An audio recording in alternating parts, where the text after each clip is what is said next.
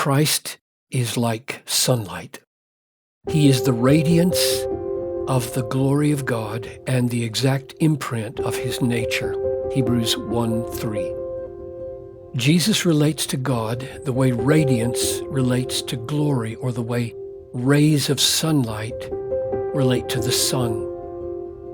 Keep in mind that every analogy between God and natural things is imperfect and will distort if you press it.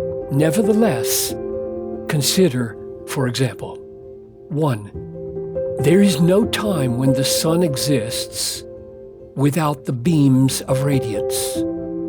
They cannot be separated. The radiance is co-eternal with the glory. Christ is co-eternal with God the Father. 2. The radiance is the glory radiating out. It is not essentially different from the glory. Christ is God standing forth as separate, but not essentially different from the Father. 3.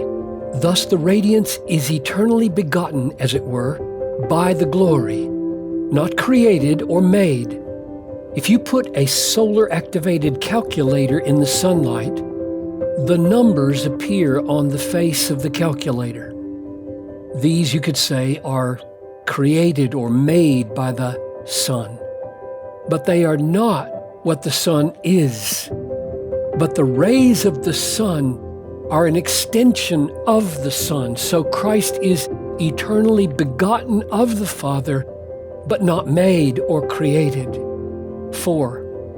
We see the sun by means of seeing the rays of the sun. So we see God the Father by seeing Jesus.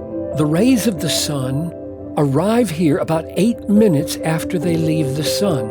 And the round ball of fire that we see in the sky is the image, the exact representation of the sun, not because it is a painting of the sun, but because it is the sun streaming forth in its radiance.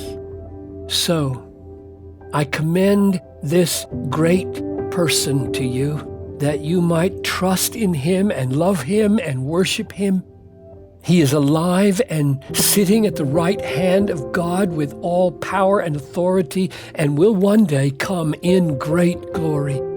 He has that exalted place because he is himself God, the Son, the radiance of the glory of God and the exact imprint of his nature.